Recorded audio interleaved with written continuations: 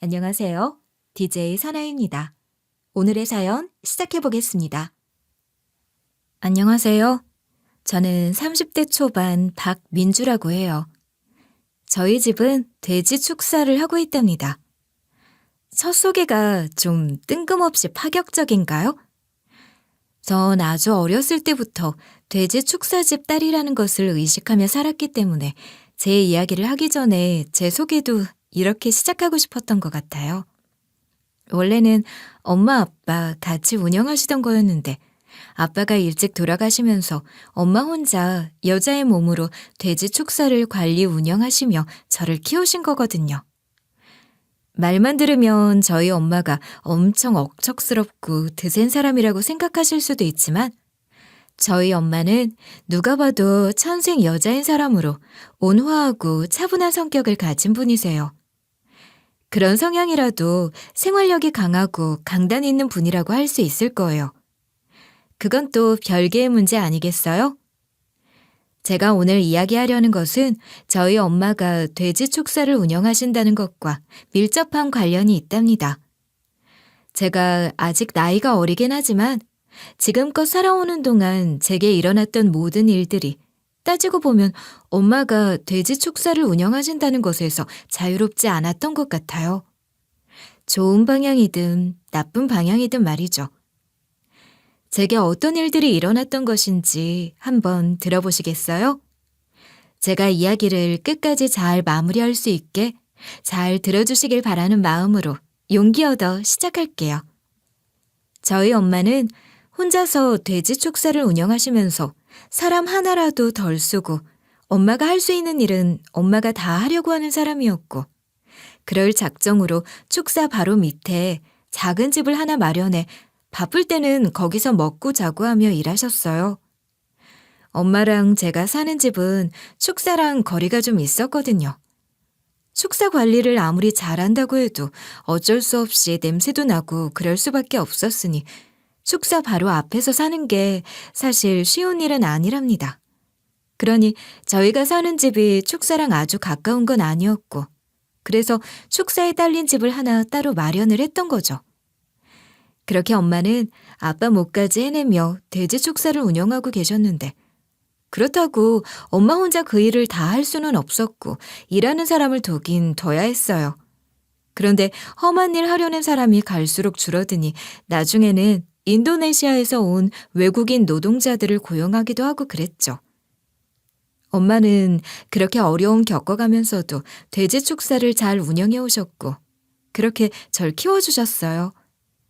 제가 부족함 없이 잘 자란 것은 다 엄마와 돼지 축사 덕분이랍니다. 저는 그렇게 잘 자라 결혼하고 싶은 사람까지 만나게 됐어요. 남편은 처음에는 저희 엄마가 돼지 축사를 하신다는 것에 대해서 거부감이 없었던 사람이었고 그런 면에서 제가 남편을 더 좋아하기도 했던 것 같아요. 엄마의 돼지 축사가 규모가 엄청난 건 아니어도 엄마랑 저 둘이 먹고 살기 충분했고 공부하는 거나 입는 것 등 부족하다 느낀 적이 없었으니 저희 집은 형편이 꽤 괜찮은 편이라고 할 수 있을 거예요. 그런데도 그런 거랑 상관없이 가깝게 지내던 친구들 중에도 저희 엄마가 돼지 축사를 운영하신다는 걸 알게 된 후로 절 좀 다른 태도로 대하기 시작한 애들이 있었거든요. 아니, 많았어요. 그런 일들을 계속해서 겪다 보니 크고 작은 상처를 받기도 했었죠. 그랬던 저였기에 남편의 그런 모습이 더 좋아 보였을 거예요. 그러나 시모는 남편과는 다른 분이셨습니다. 제가 남편과 진지하게 교제를 하기 시작하며 시모에게도 인사를 드렸었는데 그때 시모는 제가 홀어머니 밑에 자랐다는 것과 엄마가 돼지 축사를 하고 계신다는 것을 두고 탐탁지 않아 한다는 것을 티를 많이 내셨거든요. 그런 시모의 모습에 씁쓸하기도 했고 걱정이 되기도 했지만 전 그런 얘기는 엄마에게는 끝까지 하지 못했어요. 엄마까지 속상하게 하고 싶지 않아서 그랬던 것인데 결국 상견례하는 과정에서 엄마도 다 눈치를 채긴 했었지만 말이에요. 시모가 그런 눈치를 노골적으로 내비쳤으니 엄마는 경제적으로라도 더 도움을 주고 싶어 하셨던 것 같아요. 그 덕분에 저희는 엄마 도움으로 친정 근처 아파트를 신혼집으로 얻을 수 있었답니다. 남편이 갖고 있었던 결혼 자금으로는 아파트는 엄두도 못 냈을 거예요. 원룸이나 연립주택, 그것도 교통이며 뭐며 아주 불편한 것들을 감수해야 했을 테죠. 남편과 전 엄마 덕분에 아파트에서 신혼생활을 시작할 수 있게 된 게 너무 좋았고 또 엄마에게 감사하는 마음이 컸답니다. 오래된 5층짜리 아파트였지만 당시에 좋은 자재로 탄탄하게 지은 것으로 소문이 났던 단지라고도 하고 무엇보다 햇빛이 잘 드는 밝은 집이라 마음에 들었어요.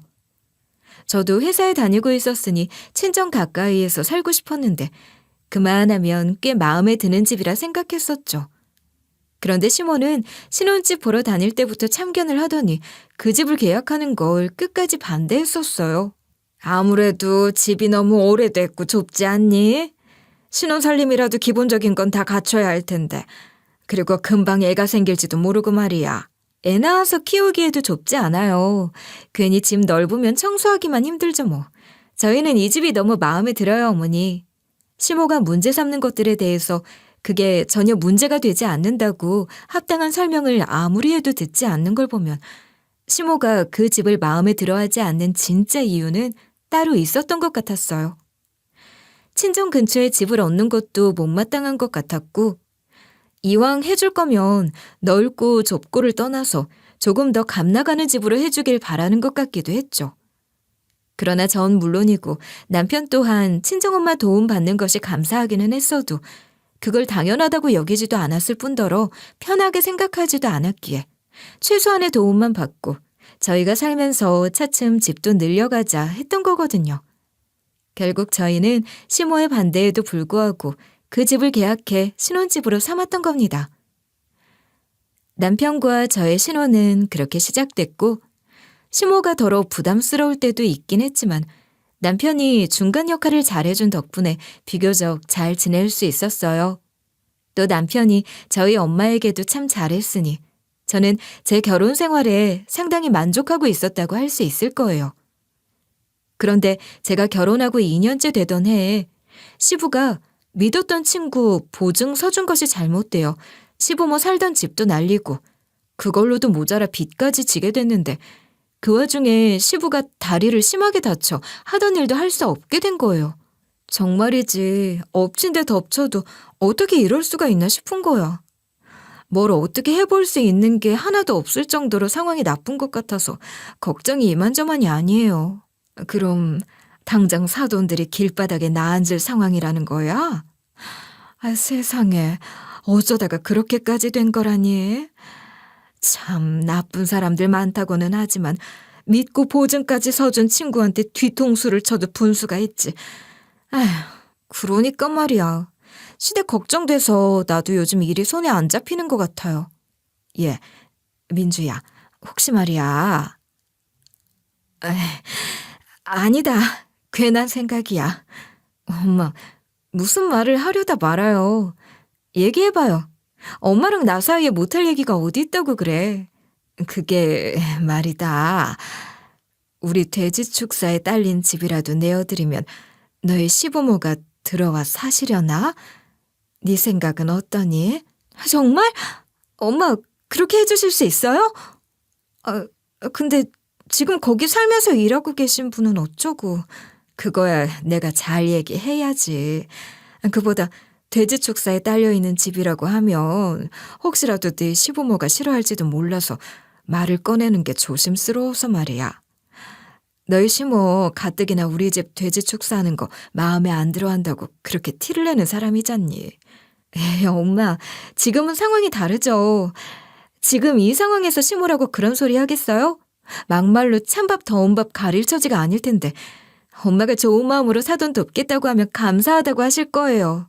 그래도 너무 그렇게 단정 짓지 말고 이서방이랑 먼저 상의해보고 이서방이 사돈 양반들한테 이야기를 꺼내는 게 좋을 것 같구나. 엄마는 사돈댁 상황 딱 하게 됐으니 돕는다는 마음으로 제안을 하면서도 시부모가 어떻게 받아들일지 모른다며 엄청나게 조심스러워 하셨어요.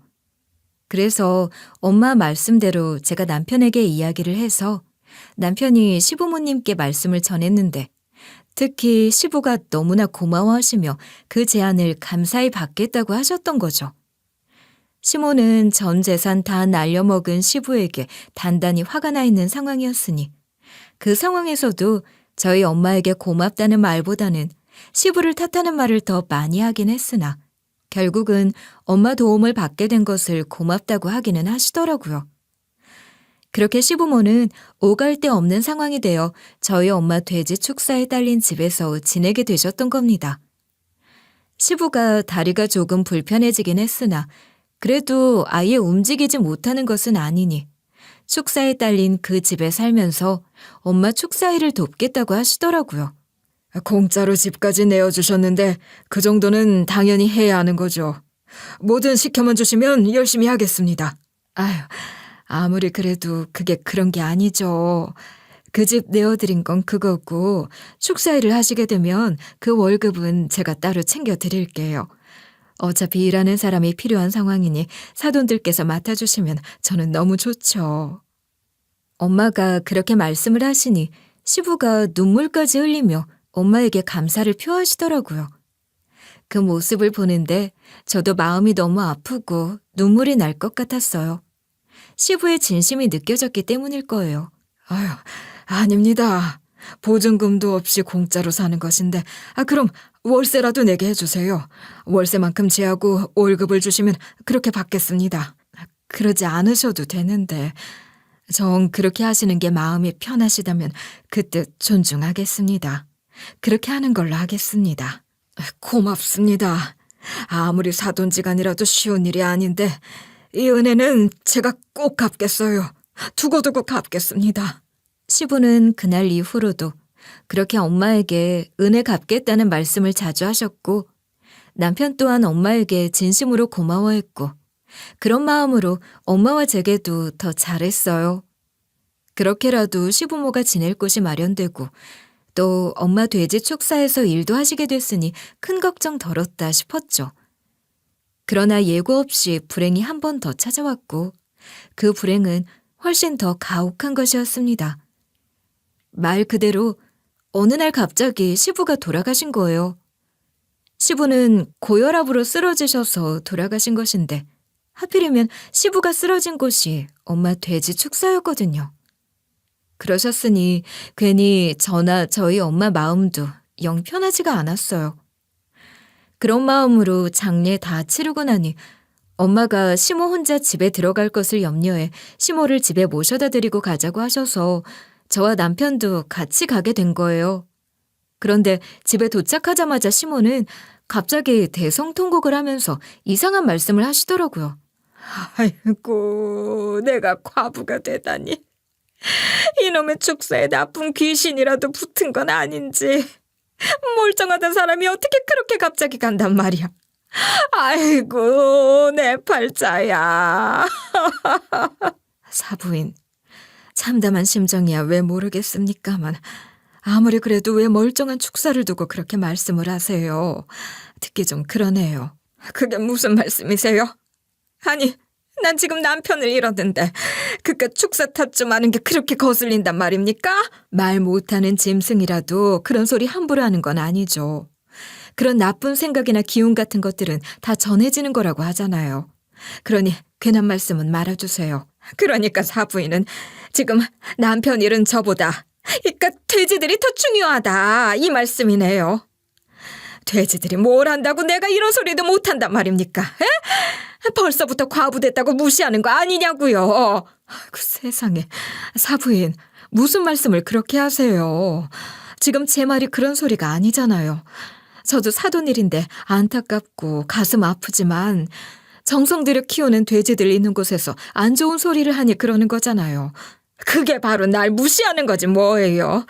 남편이 있었다고 하면 사부인이 나한테 함부로 그런 말 했겠어요? 저도 남편 없기는 마찬가지인데 제가 무슨 사돈을 무시했다고 이러세요. 정말 생사람 잡는 법도 가지가지네요. 뭐예요? 지금 저랑 한판 붙기라도 하겠다는 거예요? 아이고, 전 지금도 그날 그 일을 생각하면 머리가 아파요. 정말이지 얼마나 아찔했는지 몰라요. 갑자기 돌아가신 시부만으로도 속이 아파 죽겠는데 시모와 친정 엄마까지 그러시니 정말 어떻게 해야 할지 모르겠더라고요. 남편도 많이 당황스러웠을 텐데 그래도 그때 역시 남편이 나서서 두 분 어머니 진정시키고 겨우겨우 상황을 마무리할 수 있었어요. 그런 일을 겪고서도 달리 갈 곳이 없었으니 시모는 계속해서 돼지 축사에 딸린 그 집에서 살며 엄마 축사에서 일해 월급 받으며 살았죠. 그러면서도 두 분 다 감정의 앙금이 남아있으니 일을 하면서 매일 부딪히는 두 분 관계가 껄끄러운 것이 저와 남편은 너무 불편하고 신경이 쓰였습니다. 더 그랬던 것이 시모가 제게 부담이 되는 말들을 자꾸 하셨거든요. 이제 내가 남편도 없이 혼자 몸인데 나 혼자 그 축사 밑에서 지내는 것도 그렇고 아들 장가까지 보냈으니 아들네 집에서 효도받으며 살면 좋을 텐데. 에휴, 내 팔자에 그런 복은 없는 것인지 아들 집이 좁아 터져서 그러지도 못하는 거 아니냐. 에휴. 시모는 노골적으로 그런 이야기들을 하시기 시작했는데 말은 그러지도 못한다 하면서도 은근히 저희가 시모 모시겠다 소리를 하기를 바라는 눈치가 너무 빤해서 저는 정말 그게 너무 불편했던 거예요. 시모의 빤한 속마음은 물론이고 저희 불편한 마음까지 다 알고 있었던 남편이 시모에게 딱 잘라 말을 한 덕분에 상황이 더 악화되지는 않았지만 제 마음 한구석에는 시모가 저를 압박하는 것에 대한 부담감이 늘 있긴 했어요. 그러던 어느 날 시모가 제게 전화를 해 시이모, 그러니까 시모의 여동생이 보험 설계사여서 좋은 보험 상품을 소개하고 싶다고 하시더라고요. 시이모는 시모의 이복 동생으로 시모의 부친이 혼외 관계에서 낳은 자식이라고 들었어요. 시이모의 모친, 그러니까 시모 부친의 상간녀가 다른 남자와 결혼해 그분 호적에 올라 그분을 아버지라 부르며 살았다고 하니 시모와는 성도 다르고 같이 자라지도 않았던 거죠. 다 크고 나서 서로 존재를 알게 되었다는데 그러고도 한참이 지나 나이 먹고 나서 서로 왕래하며 돈독하게 지내게 됐다고 알고 있었어요. 하여간 결국 보험 들라는 이야기인데 사실 전 보험의 필요성을 그리 느끼지 않는 사람 중 한 사람으로 평소 보험 된다는 생각으로 돈을 따로 모으는 게 낫다고 생각하기 때문에 시모의 그런 제안이 그리 내키지 않았지만 거절할 수도 없으니 알겠다고 했어요. 그러면서 시모는 넌지시 저희 엄마한테도 추천할 만한 상품이 많을 텐데 하길래 눈치채고 엄마 시간도 여쭤보겠다고 했죠. 시모는 늘 그렇게 속이 빤히 들여다보이는 말들을 하면서 제게 그 말 알아듣고 시모 원하는 대로 하도록 만드는 분이셨어요. 엄마, 그러니까 결국은 보험 들라는 얘기를 할 것 같은데 어떻게? 엄마 시간도 여쭤보라고 하셨거든. 참, 그 양반도 가지가지 하신다. 알았어. 엄마도 시간 맞춰서 갈 테니까 약속 정해지면 알려줘. 괜찮겠어요? 어머니랑 여전히 불편하잖아. 그러니까 이참에 보험이라도 하나 들어주고 관계 개선 좀 해보려는 거 아니니. 뭐 돈 떼이는 것도 아니고 보장성 보험으로 적당한 거 하나씩 들면 되는 거지. 엄마가 그렇게 말해주니까 나도 마음이 좀 편해지긴 하네. 알았어요. 나도 그럴 참이었어. 엄마 입장에서도 아무래도 시모랑 관계가 좋지 않은 상태에서 축사에서 일을 하며 매일 얼굴 보는 것이 뭐가 좋으셨겠어요. 그러니 시모가 원하는 대로 해주자 생각하시는 것 같더라고요. 그렇게 약속한 날이 되어 시모는 시이모와 함께 저희 집으로 왔고 엄마는 그보다 일찍 와 계셨어요. 저는 회사에서 시간을 좀 자유롭게 쓸 수 있는 사람이라 평일 낮에 시간을 낼 수 있었고 그러니 남편은 출근하고 집에 없는 상황에서 저희 모녀와 시모, 시이모가 만난 거였죠. 저나 엄마가 그 시이모의 존재를 알게 된 건 시부가 돌아가셨을 때였어요. 제가 알기론 남편도 시이모의 존재를 그때 알았을 거예요. 그때 시부가 생명보험을 잘 드러나서 그 덕을 톡톡히 봤다고 시모가 얘기를 하면서 저와 남편 앉혀놓고 시모의 가정사에 대해서도 말씀을 해주셨거든요. 그때 남편도 처음 듣는 이야기라고 했거든요. 사실 그때 그 시이모 이야기를 하실 때도 일종의 영업처럼 느껴지긴 했지만 저는 그때 결혼한 지 그리 오래되지도 않았던 데다 15일로 정신도 없었고 또 엄마랑 시모가 한바탕 하기도 했었으니 그렇게 흐지부지 됐던 거죠. 그리고 몇 년이 흘러 시모가 다시 영업을 한 거라고 할 수 있을 거예요. 보험 설계사는 CMO인데 시모가 더 나서서 이런저런 상품들을 소개하면서 대화를 주도하더라고요. 사람 일 언제 어떻게 될지 모르는 거 아니냐. 이제 너희들도 이런 대비 미리 해두는 게 좋아. 멀리 갈 것도 없지? 나 봐라. 너희 아버지 그렇게 돌아가셨어도 생명보험 들어놓은 게 있으니 그 돈으로 빚이라도 갚고 지금까지 버티고 있는 거 아니겠니? 시모는 그렇게 저를 먼저 공략했고 이미 들기로 마음을 먹고 있었으니 제가 먼저 적당한 상품을 골라서 들겠다고 하고 서류 작성도 했어요. 그러는 동안 시모는 엄마를 공략하기 시작했는데 엄마가 긍정적인 반응을 보이니 시모는 더 신이 나서 권했고 엄마 역시 처음부터 들어줄 생각이었으니 별로 따지지도 않고 바로 계약하겠다고 하신 거예요. 그러니 CMO가 엄마에게도 역시 서류를 꺼내주려고 했는데 마침 그때 시모가 화장실에 간다고 자리를 잠깐 비웠고 시모가 자리를 비우자마자 CMO가 엄마에게 다급한 목소리로 속삭이듯 말하는 겁니다. 사모님, 이 보험 절대 드시면 안 돼요. 제 말 들으셔야 돼요. 갑자기 돌변해서 다른 얼굴로 그런 말을 하는 CMO를 보고 엄마도 저도 어리둥절하기만 했죠. 아니, 사돈지간에 무슨 사모님이라고 하시는 거예요. 그리고 보험을 절대 들지 말라니 그게 다 무슨 소리예요? 전 저 여자 여동생이 아니니까 그렇죠. 물론 이복 동생 같은 것도 아니에요. 다 저 여자가 꾸며낸 말이라고요. 이모님, 지금 무슨 말씀을 하시는 거예요? 도통 알아들을 수가 없어요. 저 여자가 언제 나올지 모르니 긴 얘기 못하겠지만 잘 들으세요. 며느님이랑 사모님한테 보험 들게 한 다음에 저 여자랑 제가 짜고 어떤 작전 같은 걸 실행해서 거기서 떨어지는 걸 나눠 먹으려고 한 건데 도저히 양심에 찔려서 이렇게까지는 못하겠네요. CMO가 하는 말들은 생각지도 못한 충격적인 이야기들이었고 엄마와 저은 CMO, 아니 그 보험 설계사가 하는 말을 듣고 입을 다물 수가 없었습니다. 그러면서 양심도 양심이지만 시모를 저 옆편 내라고 지칭하며 얼마 전에도 이런 식으로 어떤 일을 벌이다가 뒤통수를 맞았다면서 또 그런 일 당하지 말란 법도 없고 더 이상 저 여자 못 믿어서 이런 짓 못하겠다 하는 거예요. 그러면서 자기 말 못 믿겠으면 따로 만나 이야기를 할 테니 일단 오늘 이 자리에서 보험은 들지 말라고 하는 거죠. 시모가 언제 나올지 모르니 계속 화장실 쪽을 보면서 급하게 말하던데 그 모습이 가짜로 꾸며낸 모습은 아닌 것 같더라고요. 그러니까 그 보험 설계사는 그동안 시모랑 같이 보험 사기를 쳤던 사람이라는 건데 황당하게 그지없는 그 말을 듣고 저와 엄마는 큰 충격을 받을 수밖에 없었죠. 그 사람이 하는 말을 다 믿을 수도 없었지만 그렇다고 믿지 않을 수도 없었던 거예요. 저와 엄마는 일단 그 보험 설계사를 따로 만나 이야기를 더 들어보기로 했어요. 시모가 화장실에서 돌아온 후 엄마는 아까 골랐던 보험이 좋은 것 같긴 한데 하루만 더 생각해보겠다 했고 시모는 아쉬운 듯 했지만 제가 이미 하나 들어놨고 엄마도 결국은 보험을 들 것이라 생각해서인지 별말 없이 돌아가더라고요. 저는 머리가 너무 혼란스러웠지만 남편에게는 따로 이야기를 하지 않았어요. 시모의 권유로 보험을 든다고 하면 남편이 미안해할 것 같아서 일부러 엄마까지 함께 시모를 만난다는 이야기도 하지 않을 상황이었으니 굳이 이야기할 것도 없었거든요. 나중에 보험 다 들고 나면 필요해서 하나 들어뒀다고 가볍게 이야기할 참이었던 건데 그런 이야기를 안 하길 잘했다 싶었어요.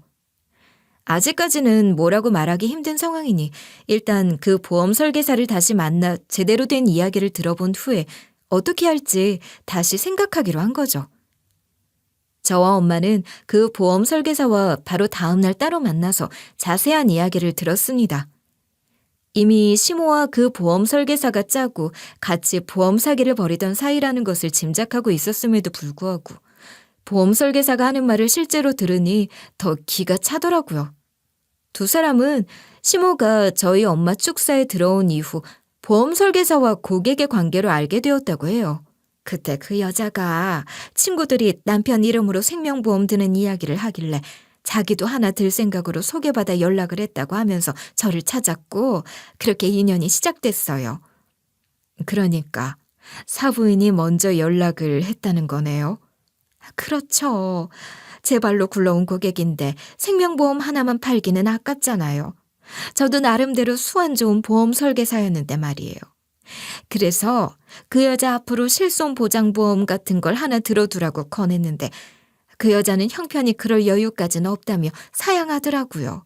보험 설계사 말에 의하면 시모는 시부가 돌아가시면서 보험금을 쏠쏠하게 받은 후 다시 연락을 해서 보험 들어놓고 병원 치료받으며 돈 번다는 사람들도 있던데 그게 무슨 소리냐 하며 실손보장보험에 관심을 보였다고 해요. 그 보험 설계사 또한 주변에 고객과 작당해서 허위로 작성해 부풀린 병원비를 그대로 지급하도록 하고 그 돈을 갈라먹게 하는 설계사들이 있다는 것을 알고 있었으니 시모의 그런 이야기에 솔깃했다고 하더라고요. 그렇게 두 사람의 사기 행각은 시작됐고 처음엔 그런 식으로 병원비 뻥튀기를 하는 방식으로 보험금을 탔다는 거예요. 그런 식으로 허위 작성을 해주는 병원들이 있으니 그런 데만 찾아다닌 거였겠죠. 그러다가 점점 대담해져서 교통사고 보험 사기까지 하게 된 거예요. 네? 고의로 교통사고 내고 막 그러는 걸 말씀하시는 건가요? 어머, 그러고 보니 우리 축사에서 쓰는 차를 사부인이 몰고 나갔다가 사고를 낸 적이 있었어. 그때 그 여자가 접촉사고를 낸 게 제 차였거든요. 작은 흠집 하나 내고 수리비 물어줄 명목으로 보험을 탄 거예요. 제 차가 꽤 비싼 차여서 수리비가 적잖이 나왔으니 그 돈 둘이 갈라먹는 것도 쏠쏠했죠. 엄마 축사에는 필요할 때 쓰려고 경차 하나를 두고 직원들이 볼 일이 있을 때 그 차를 쓰곤 했는데 시모가 그 차를 갖고 보험 설계사와 교통사고 보험 사기를 벌였다는 겁니다. 점입 가경이란 말이 이럴 때 쓰라고 있는 말인 거죠. 그러다가 아예 도로로 나가서 보험 설계사 동승하에 상대방이 교통법규 위반으로 100% 물어야 하는 상황을 만들어 고의로 사고를 낸 다음 보험사 연락하지 말라고 하며 현금 합의를 시도하거나 그게 안 될 경우 수리비 등의 보상금을 받아 갈라먹기를 했다고 해요. 수년 동안 그런 식으로 해먹은 건수가 적지 않다는 거죠. 정말이지 뭐라 할 말이 없네요. 그렇게 두 분이서 쿵짝 잘 맞춰 사기를 치셨으면서 왜 갑자기 저희한테 이런 말씀을 하시는 거예요? 어제 말씀하셨던 그 뒤통수라는 건 대체 뭐죠? 말도 말아요. 내가 정말 그 일 겪고서는 다시는 그 여자 상종도 안 하려고 했다니까요. 얼마 전 둘이서 늘 그렇게 해오던 대로 고의로 교통사고를 내고 합의를 시도했는데 끝까지 보험 처리하겠다고 했던 사람이 있었다는데 그 사람 사고를 낼 때도 보험 설계사가 물론 동승을 했었고 그 자리에서 자기가 보험 설계사라 잘 안다 하면서 무조건 100% 그쪽 과실로 나올 것이고 그러면 앞으로 보험료 올라가고 그러는 거 다 계산하면 그냥 현금 합의하는 게 좋다는 이야기를 하며 명함도 한 장 줬다고 해요. 나중에 그 사람이 자기한테 보험을 들고 싶다고 연락이 왔는데 그러면서 하는 말이 시모가 자꾸 연락을 해 합의금을 깎아주겠다고 하며 현금 합의를 유도해서 결국 그렇게 해주기로 하고 합의금까지 송금했다고 했다는 거죠. 그런데 보험 설계사는 그런 말을 들은 적도 없고 보험 처리한다고 기다리는 중이라고 해서 그런 줄로만 알고 있던 상태였다는 거예요. 그 말을 듣고 시모에게 다그치니 이야기를 하려고 했는데 그런 식으로 듣게 됐냐 하며 그제야 합의금으로 받은 돈 중 보험 설계사 지분만큼을 송금하더라는 거예요. 보험 설계사는 어이없고 화도 났지만 그간 같이 벌인 보험 사기가 워낙 여러 건인데다 사실 그런 식으로 생기는 부수입이 꽤 짭짤하기도 했으니 일단은 문제 삼지 않고 참기로 했다는 거죠. 대신 이후로는 혹시 몰라서 그 여자랑 같이 있을 때는 나누는 모든 대화를 녹음하기 시작했어요. 제가 자리를 비웠을 때 그 여자가 혼자서 다른 식으로 상대에게 합의 방식을 제안한다거나 그럴 수도 있다는 생각에 녹음을 시작했던 건데 이번 계약을 앞두고 뜻밖의 사실을 알게 됐지 뭐예요. 이게 오늘 제가 두 분께 진짜로 해야 할 이야기인 겁니다.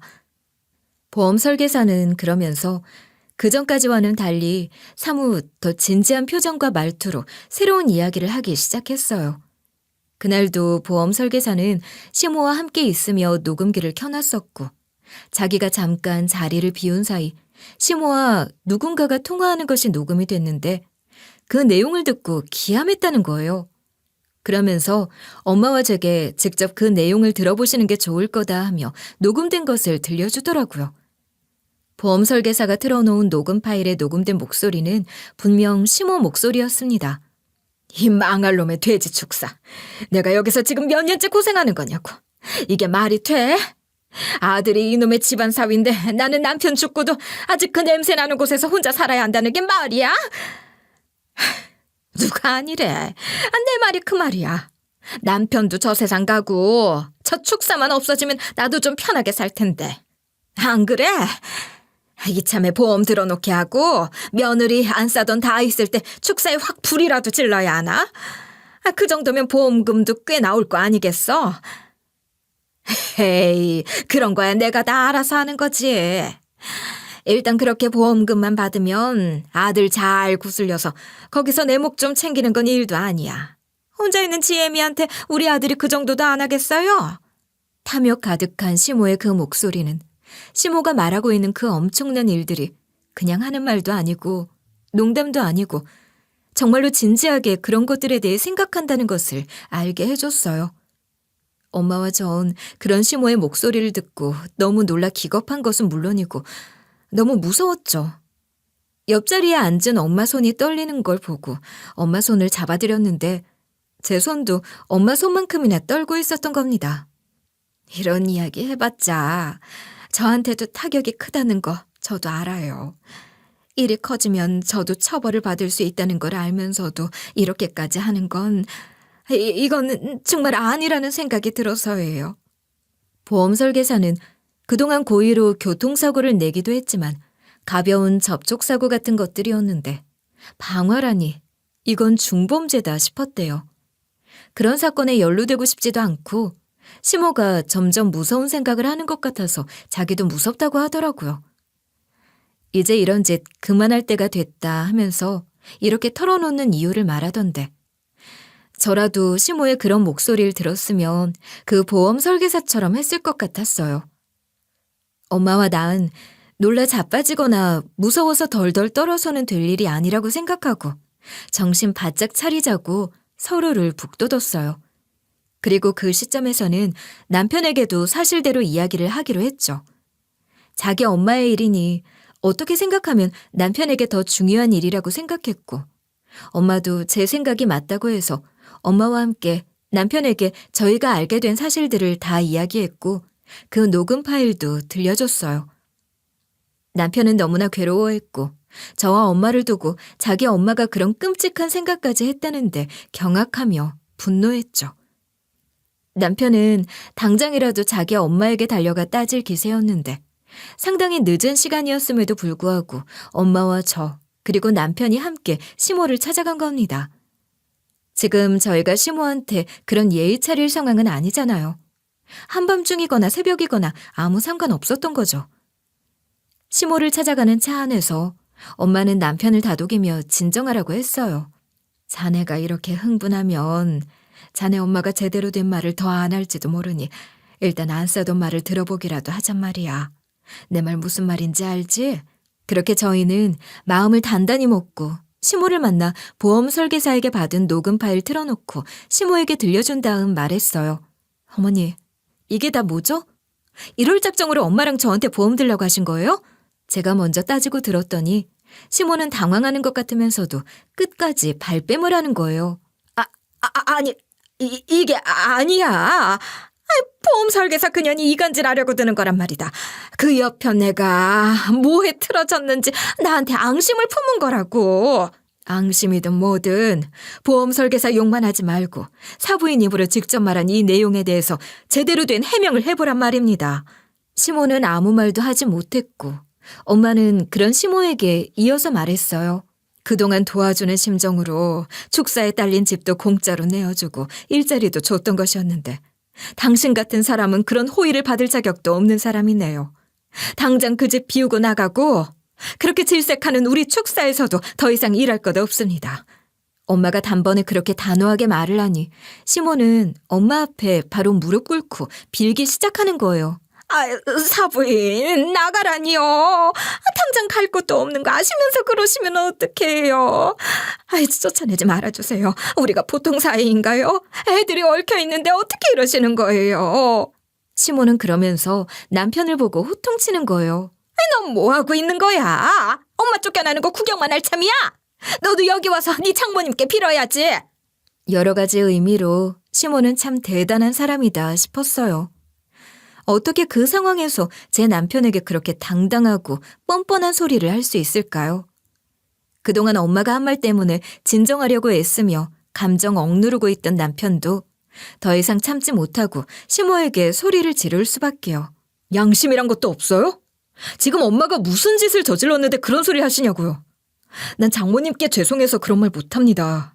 장모님 아니라 내가 먼저 나서서 엄마한테 무슨 벌이라도 주고 싶은 심정이라고요. 엄마 역시 시모가 아무리 빌어도 그런 소리에 흔들릴 리가 없었고 그 상황에서 자기 아들까지 이용하려는 시모의 모습을 볼수록 시모의 사악한 면모만 더 드러나는 것 같았죠. 시모도 엄마의 단호함을 감지했는지 옛날 이야기까지 들먹이며 마음 약한 엄마의 인정에 호소하려고 하더라고요.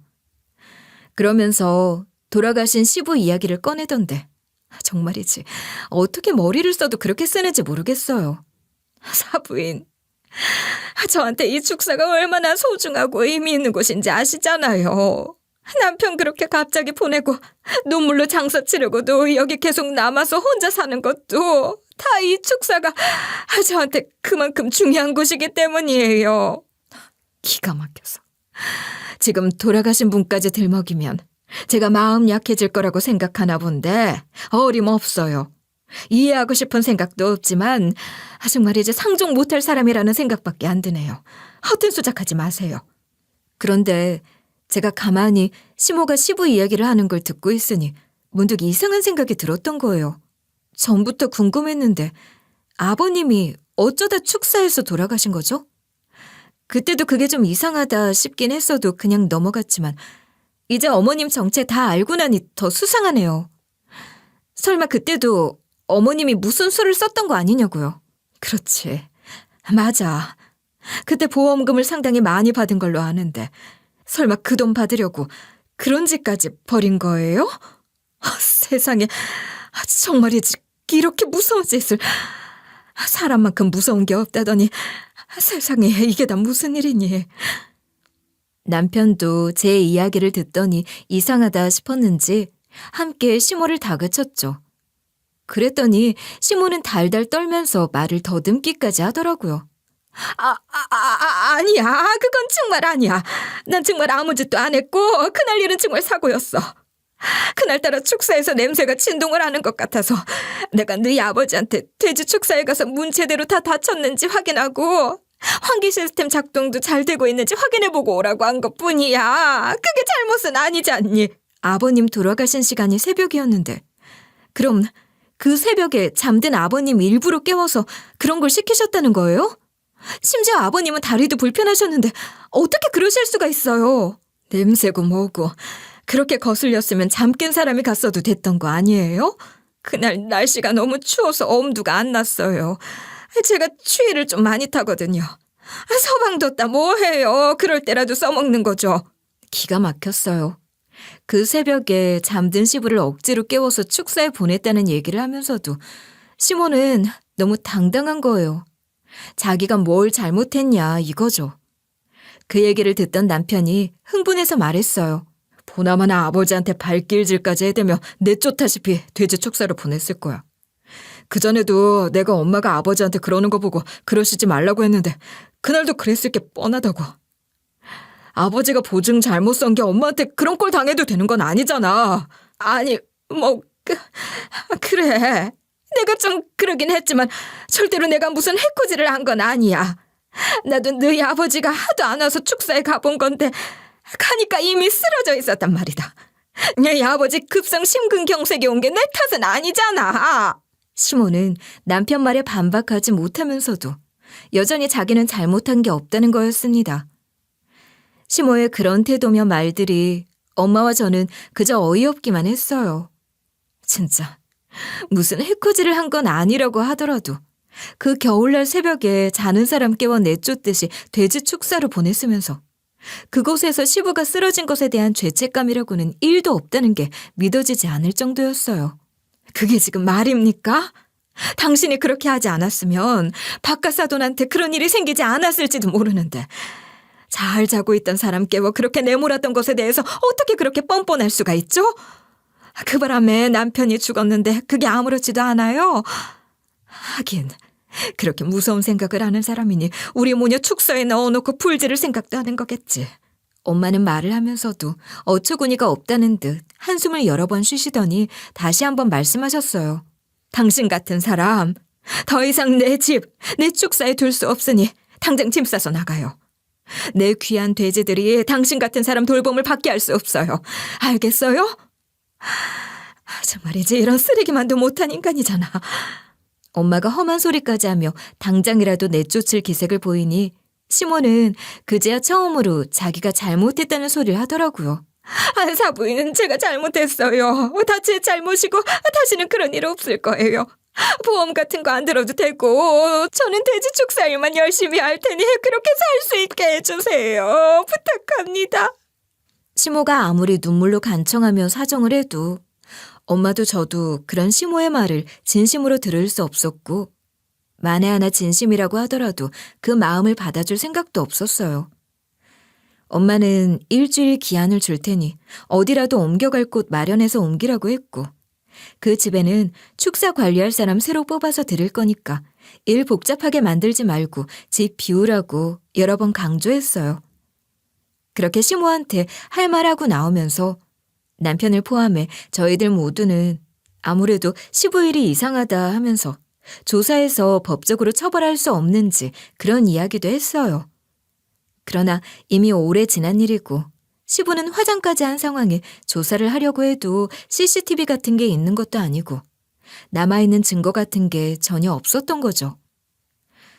보험 설계사가 아무 말 하지 않은 걸 보면 그 일을 둘이서 작당한 것도 아닐 것이고 게다가 둘 사이가 긴밀해지기 전에 있었던 일이니 둘 사이에 주고받은 메시지 같은 것을 판다고 해도 시부의 사고에 대한 것들을 알 수는 없을 것 같았어요. 결국 심증은 있지만 증거가 없으니 어떻게 할 수가 없는 상황인 거예요. 그건 그렇더라도 시모가 앞으로 어떤 짓을 벌일지 모르니 그것만큼은 막아야겠다고 생각했고 그 보험 설계사가 다니는 회사에 고발을 할 것인지 어떤 식으로 하면 좋을까 생각하고 있던 중에 그 보험 설계사가 다시 저희 모녀를 찾아왔더라고요. 그런데 몰골이 말이 아닌 거예요. 얼굴에 멍도 들었고 한 것을 보아하니 시모가 찾아가 깽판을 친 것 같았죠. 아니나 다를까 보험 설계사는 엄마와 저를 붙들고 그 이야기부터 하는 겁니다. 말도 마세요. 그 옆편네가 갑자기 들이닥쳐서는 머리끄덩이 붙어잡고 1시간도 넘게 난리를 쳤어요. 막느라고 막았는데 기운이 어찌나 세고 드센지 감당이 안 되더라고요. 그러면서 저한테 죽고 싶어서 환장했냐 어쩌고 소리를 지르고 회사의 모든 걸 다 고발하고 잘리게 만들어줘야 정신 차릴 거냐 하면서 협박을 하는 거예요.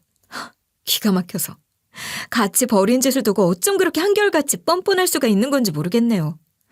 그렇지 않아도 저희도 그 일들을 어떻게 처리해야 하는 건지 고민하고 있었어요. 제가 며느님이나 사모님께 사실을 털어놓을 때부터 전 이미 처벌은 물론이고 보험 설계사 생활 그만둘 각오 하고 있었어요. 그러니 그 옆편네 그 말이 저한테는 협박은커녕 웃기지도 않는 얘기였죠. 보험 설계사는 그런 생각이었으니 시모에게 걱정하지 말라고 회사에 그간 있었던 일들에 대해서 본인이 사실대로 밝힐 거라고 했대요. 그걸 지금 협박이라고 하냐. 사기는 나 혼자 친 게 아니다. 시모도 제재받을 각오하라는 얘기도 물론 같이 했다고 말이에요. 그러니 시모가 그게 무슨 소리냐 하며 또 헛소리 하려고 들기에 자기도 시모를 내쫓았다고 하더라고요. 보험 설계사가 한 말은 빈말이 아니었어요. 정말 그 일을 그만두고 회사를 나왔고 그동안 저질렀던 보험 사기로 회사에 피해를 입힌 부분에 대해 금전적인 보상을 하기로 했다고 해요.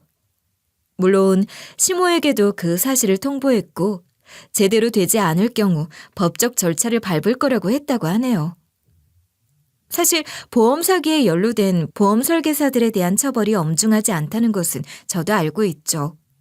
최근에 법이 개정되었다고는 하는데도 여전히 그 법망을 피해 나갈 방법이 있다고 하잖아요. 그러니 그런 식의 보험 사기가 여전히 기승인 것일 테고 말이에요. 그런 상황에서 그 보험 설계사는 자진해서 처벌을 받은 거나 마찬가지인 셈일 거예요. 시모도 법정 들락거리고 싶진 않을 테니 어떤 식으로든 그 보험회사에 손해배상해야 할 겁니다. 시모에게 그런 일까지 당한 상황에서 저는 남편과의 결혼 생활을 계속 유지할 수 있을 것인지를 두고 고민을 많이 했어요. 그러다 결국 남편과는 이렇게 헤어질 수 없다는 결론에 이르렀어요. 남편도 시모가 저지른 일들을 알게 됐으니 처음에는 저와 저희 엄마에게 너무 죄송하고 염치가 없다며 제가 이혼하자고 하면 자기는 무조건 따르겠다는 소리까지 하더라고요. 시모가 끔찍한 사람인 것은 맞으나 엄밀히 남편은 아무것도 알지 못하는 상태였으니 남편 또한 어찌 보면 피해자일 수도 있는 거잖아요. 고민 끝에 저는 남편과 헤어지지 않기로 했고 남편은 제게 고맙다고 하며 저와 엄마에게 그런 짓까지 저지르려고 했던 자기 엄마를 자기도 더 이상 보고 싶지 않다고 인연 끊고 살겠다고 했어요. 그런 상황에서 시모가 저희 부부를 찾아와 도와달라는 부탁을 하더라고요. 돈 한 푼 없이 집도 절도 없는 신세가 됐는데 그놈의 보험회사에 손해배상까지 해야 하는 처지가 됐잖니. 입주 도우미 같은 거라도 하려고 했는데 그 자리도 쉽지가 않더라. 지금은 숙식 제공하는 식당에 들어가서 있긴 한데 나한테 누가 있니? 그래도 자식밖에 없는데 너희들이 날 좀 도와줘야겠다. 도와줘야겠다니 그게 무슨 말입니까? 난 지금 당신 같은 사람 다시는 보고 싶지도 않고 연 끊고 살 작정을 했는데 무슨 기막힌 소리 하는 거냐고요. 아버지 죽음에 대해서도 더 파헤쳐서 티끌만한 거라도 찾아내 콩밥 먹게 하고 싶은 거 간신히 참고 있으니 식당 일이라도 하며 자유롭게 살고 싶으면 다시는 이렇게 찾아오지 마세요. 아시겠습니까?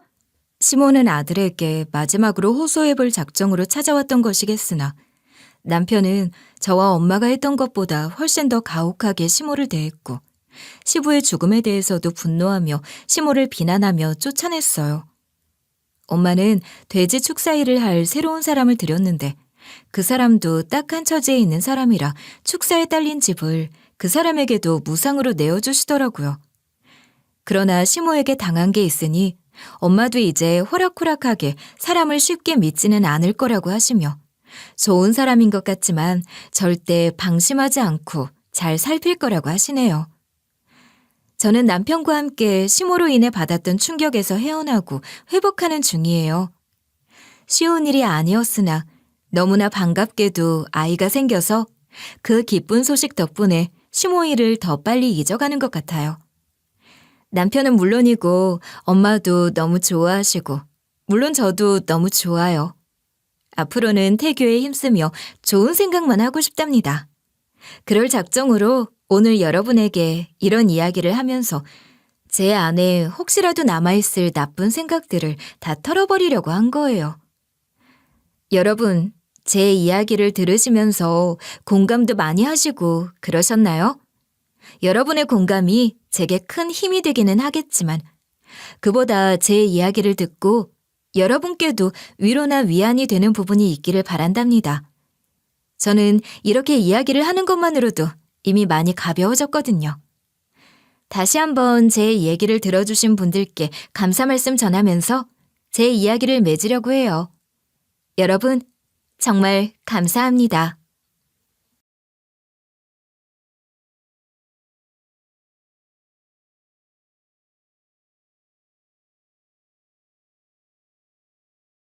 안녕하세요. DJ 라니입니다. 오늘의 사연 시작해 보겠습니다.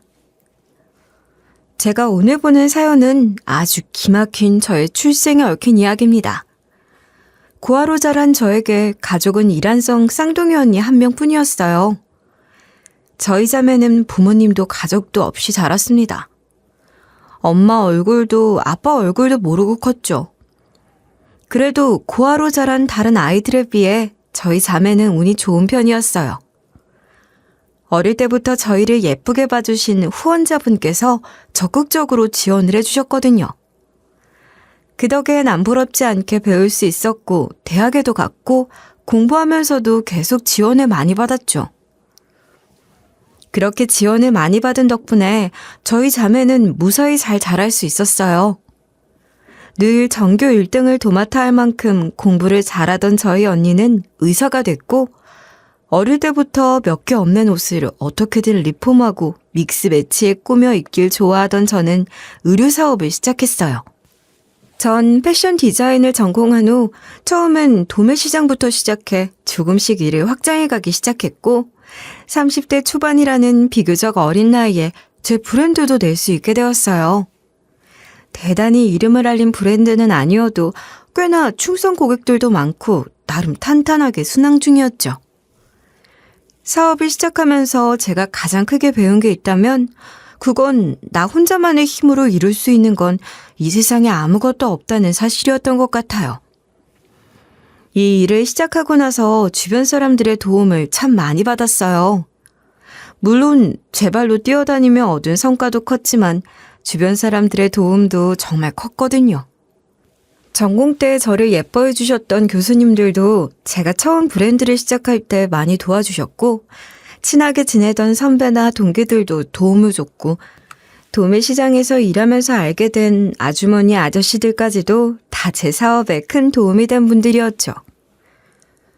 그중 빠질 수 없는 한 명은 제 대학 동기인 친구였어요. 다들 그렇듯 패션에 관심이 많아 패션 디자인과로 진학한 친구였는데 그 친구는 처음부터 눈에 많이 띄는 아이였어요. 아무리 패션이 좋아서 왔다지만 20살짜리가 명품 같은 거 갖고 있기가 쉽지 않잖아요. 그런데 유독 눈에 띄게 온몸을 명품으로 휘감고 다니는 친구가 있었거든요. 나중에 알고 보니 엄청난 부잣집 딸이더라고요.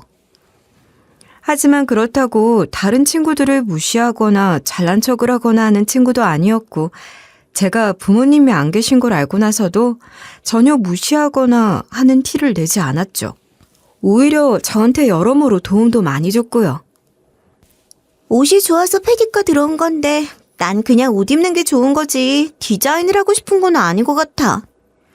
아성이 같은 애들이 진짜 재능 있는 거지. 난 아성이가 만들어준 옷 예쁘게 입긴 하려고. 그러니까 너 꼭 성공해. 알았지? 내가 너 브랜드 런칭하면 무조건 빵빵하게 홍보 많이 해줄게. 필요한 거 있으면 말만 해. 내가 네 재능을 믿고 투자하는 거니까. 친구는 말뿐만 아니라 정말 여러 방면으로 저를 많이 지원해줬어요. 자기 부모님 인맥으로 사업에 도움되는 분들도 소개해줬고 또 제 브랜드를 런칭하고 나서는 정말 열심히 홍보도 해주고 저에겐 여러모로 진짜 너무 고마운 친구였죠. 그런데 그 친구가 어느 날 저한테 소개팅 대타를 좀 띄워달라는 부탁을 하는 거예요. 아성아, 제발 부탁 좀 할게. 기업 운영하는 집안 막내 아들이랑 선을 봐야 하는데 너도 알잖아. 나 우리 집에 속이고 몰래 만나는 남자친구 있는 거. 근데 얘랑은 지금 당장 결혼한다는 얘기를 할 수도 없고 아마 집에서 아시면 엄청 화낼 거란 말이야. 아무튼 그래서 내가 당장 손해 볼 수가 없단 말이야. 그래서 말인데 네가 좀 대신 나가주면 안 될까? 부모님끼리 아는 사이라 그냥 패스할 수가 없어서 그래. 제발 부탁 좀 할게, 응? 그냥 적당히 시간만 좀 때우다가 일 있다 그러고 일어나면 돼. 부탁이야, 응? 응? 저더러 무슨 기업 운영하는 재벌집 막내 아들이랑 선을 봐야 되는데 대신 좀 나가달라고 사정사정을 하는 거였죠. 사실 내키지는 않았어요. 그런 집 남자를 만나는 거면 저도 부자인 척을 하고 나가야 하는데 그런 식으로 상대를 속이는 것도 좀 마음에 걸렸죠. 그래도 친구의 간절한 부탁에 어쩔 수 없이 대타로 그 자리에 나가게 됐습니다. 워낙 고마운 게 많은 친구였던 터라 그 친구의 간절한 부탁을 거절하기가 어려웠거든요. 그리고 바로 그 자리에서 전 예비 남편을 만나게 됐죠. 예비 남편은 한눈에 바로 제가 마음에 드는 티를 내더라고요. 헤어지기도 전부터 다음 약속을 잡으려고 하고 헤어지고 나서 집에 왔는데도 계속 연락을 해오고 말이죠. 사실 저도 상대가 마음에 들었던 건 똑같았지만 그 사람을 속이고 만났다는 사실이 내내 마음에 걸렸어요. 정말 죄송하지만 저희는 인연이 아닌 것 같아요. 감사하지만 여기까지만 하고 더 이상 연락 안 주셨으면 해요. 처음부터 어긋난 만남이었고 서로 사는 세계가 너무 다른 사람이었잖아요. 그 관계를 지속해봤자 저에게도 그 상대에게도 좋을 게 없다는 생각에 애프터 신청도 호감도 모두 정중히 거절했습니다. 아쉬움이 남았지만 밀어내버리려고 애썼어요. 사는 세계가 다른 사람인데 마음에 품어봐야 결국 저만 상처입을 뿐이라는 걸 알았죠. 어차피 그런 사람들은 자기들이랑 비슷한 사람을 만나 결혼할 텐데 제가 괜히 엮여봐야 좋을 게 뭐가 있겠어요. 그런데 소개팅을 한 후 한 달쯤 지났을 무렵 소개팅 대타를 해줬던 그 부자친구한테서 연락이 온 거예요. 아성아, 혹시 너 그때 그 남자한테 너도 호감이 있었어? 그쪽에서 너한테 엄청 관심 있는 모양이던데? 갑자기 그게 무슨 소리야? 혹시 너도 마음이 있는데 속인 게 미안해서 거절했던 거면 이번에 다시 한번 만나볼 생각 없어? 이번엔 속이거나 거짓말할 필요 없이 그냥 있는 그대로의 네 모습으로 만나면 되는 건데 어때? 그게 무슨 소리냐 물었더니 친구가 그러더라고요. 그 소개팅남이 하도 제 얘기를 하면서 너무 만나고 싶어 하니까 그쪽 부모가 친구네 집에 얘기를 해 집안끼리 자리를 마련했나 봐요. 서로 급이 맞는 집안이니 상호 이득이라 생각한 거겠죠. 그런데 그 자리에 나타난 건 제가 아닌 부자친구였을 거잖아요. 그 상황에 그 집 아들은 당황할 수밖에 없었을 테고요. 결국 친구가 모두 실토를 한 거예요. 자기가 이런저러한 이유로 소개팅에 나가기 어려워 친구인 저를 대신 내보냈고 그때 그 친구는 대학 동기다 라는 식으로 자초지종을 다 설명한 거죠. 그러자 남자는 제가 그 집 딸도 아니고 부자도 아니라는 걸 알고서도 저를 만나고 싶어 했고 자기에게 꼭 좀 전해달라고 하더라는 거예요. 그 얘기를 듣고 나니 솔직히 저도 마음이 동하더군요.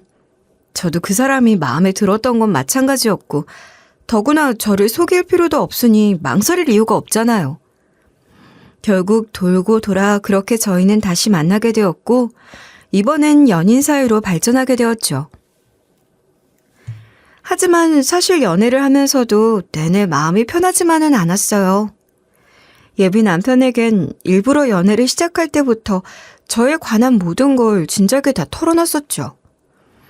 제가 고아인 것, 고아원에서 자랐고 의지할 일가 친척 하나 없는 것, 모두 사실대로 털어놔야 떳떳할 수 있을 것 같았거든요. 또 저희가 어린 나이도 아니고 예비 남편은 결혼 생각도 분명한 사람이었기 때문에 상대도 당연히 제 상황을 알아야 한다고 생각했으니까요. 당신도 쌍둥이 언니도 너무 대단하다. 진짜 멋진 사람들이야. 너무너무 존경스러워. 그러니까 주눅 들지 마. 부모님이 안 계시다는 게 당신 잘못은 아니잖아. 오히려 그런 어려운 환경 속에서도 이렇게 멋진 어른으로 성장한 게 너무 대단한 거지. 안 그래? 그러니까 나한테 당신이 모자라다느니 그런 말 이젠 더 이상 하지도 말고 주눅 들지도 마. 난 오히려 당신이 나보다 10배, 100배 훨씬 멋진 사람이라고 생각하니까. 고맙게도 예비 남편은 저의 모든 어려운 상황을 이해해줬고 감싸줬어요. 어려운 환경에서 외롭지 않았냐고 걱정하며 저와 언니를 대단하고 존경스럽다고까지 말해줬죠. 하지만 그렇다고 문제가 끝나는 건 아니잖아요. 아무리 예비 남편이 잘해주고 걱정 말라고 괜찮다고 말해도 마음 한편에서는 계속 찜찜함이 남았어요. 너무 심하게 집안 환경에 차이가 나는 상대고 결혼까지는 차마 상상이 안 되더라고요. 그런데 그러다 정말로 일이 터진 거예요. 갑자기 예비 시모한테서 연락이 온 거였죠. 예비 남편에겐 말하지 말고 따로 좀 보자는 말에 잔뜩 긴장을 하고 나갔어요. 그랬더니 예비 시모가 정말 무슨 드라마에 나오는 사람처럼 팔짱을 끼고 앉아서는 저를 아니 꼽게 쳐다보더라고요. 그러더니 다짜고짜 병이 있는지 알아봐야 되니까 산부인과 검사지를 가져오라는 거예요. 아니, 다짜고짜 그게 무슨 소리세요? 병이라뇨?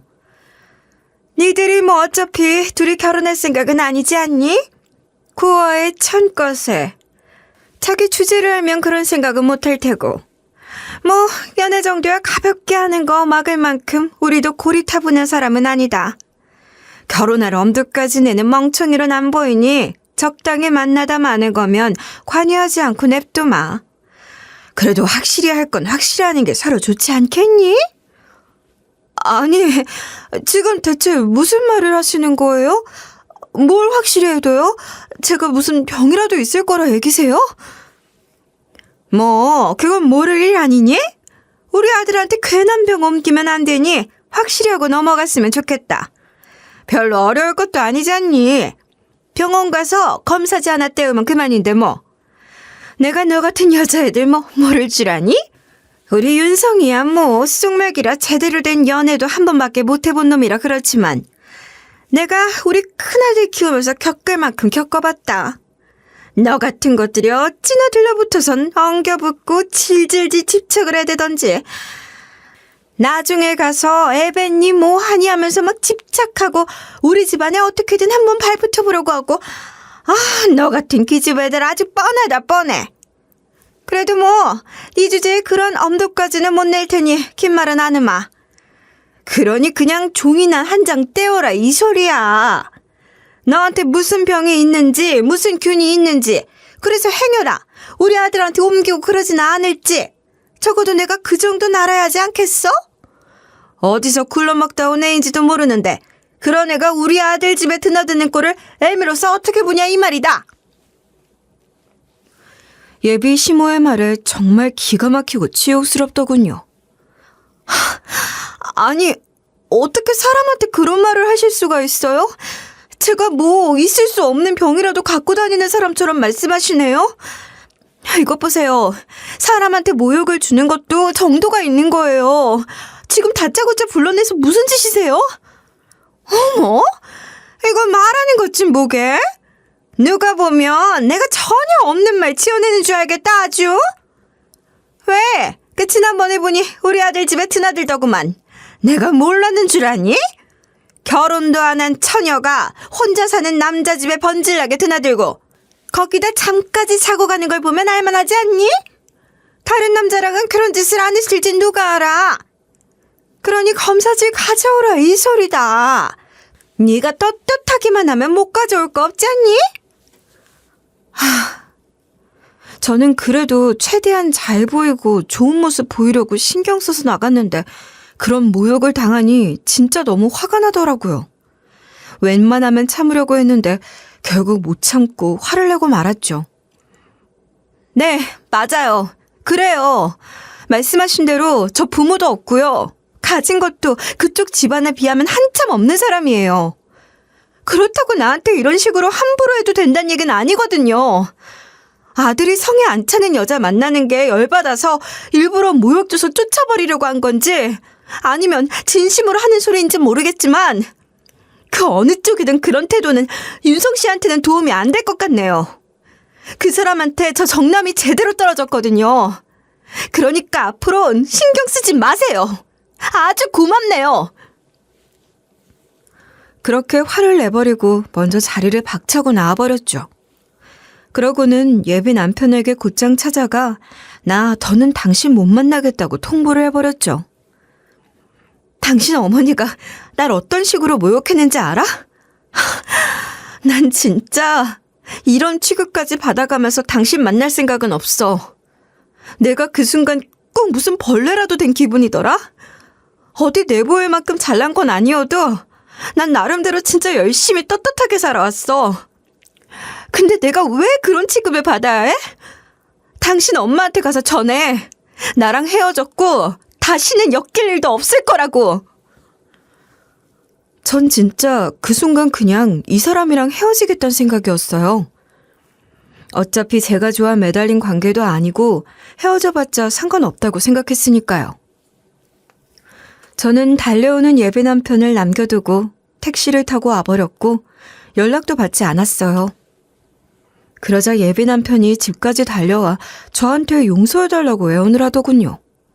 그러면서 절 붙잡고 자기 인생에서 엄마가 어떤 식으로 자기가 좋아하는 것들을 떼어내려고 해왔는지, 그것 때문에 자기가 얼마나 괴로웠는지 토로하기 시작했어요. 나 항상 그런 식으로 살아왔어. 매번 우리 엄마 마음대로, 엄마 입맛대로 내 인생을 좌지우지해왔어.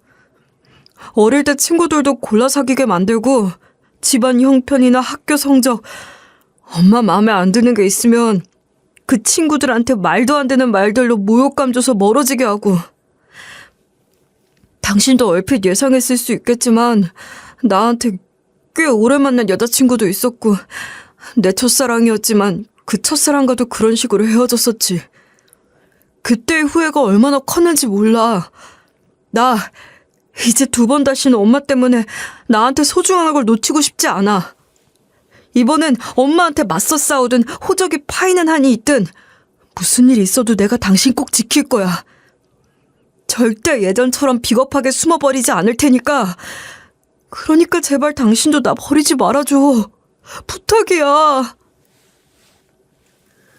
예비 남편은 눈물까지 보이며 자기가 살아온 이야기들을 털어놓았고, 예비 남편의 긴 얘기를 듣고 나니 이 남자 마음도 이해가 가더군요. 예비 시모를 보고 나니까 참, 겨우 잠깐 만난 것도 이 정도인데 평생 이런 엄마 밑에서 자라는 건 오죽 힘들었을까 싶기도 하더라고요. 엄마 없이 자란 저지만 처음으로 그런 부모일 바에야 없는 편이 나을 수 있겠다는 생각마저도 들 정도였죠. 결국 저는 예비 남편과 헤어지지 않았고 오히려 각자의 아픔과 고민을 서로에게 털어놓으며 더 깊은 사이가 될 수 있었어요. 그리고 처음에는 그렇게 기를 쓰고 반대를 하던 예비 남편 집에서도 어느 순간부터는 저를 허락해주기 시작했어요. 죽어라 반대하고 말려도 떨어질 생각을 안 하니 어쩌겠냐는 식으로 좀 순순히 허락해주는 분위기가 됐죠. 무슨 산부인과 검사지까지 가져오라면서 모욕을 줄 때는 언제고 갑자기 태도가 바뀐 예비 씨가의 태도에 좀 당황스럽긴 했어요. 근데 그게 다 이유가 있었더라고요. 무슨 이유였는지는 뒤에 가서 설명해 드릴게요. 물론 그렇다고 예비 시모가 절 마음에 들어하는 건 아니었지만 적어도 예전 같은 소린 하지 않았어요. 저도 좀 쌓인 원망이 있었고 그쪽도 탐탁지 않아 하는 면이 있었지만 여차저차해서 저희는 상견례 약속까지 잡게 됐죠.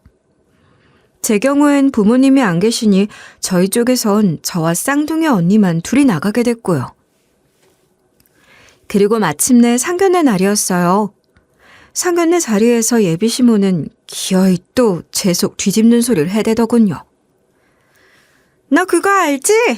내가 네가 그렇게 마음에 들고 좋아 허락한 건 아니라는 거 말이야. 우리 집안에 고아 며느리를 들이다니. 원래라면 가당치도 않은 일이지.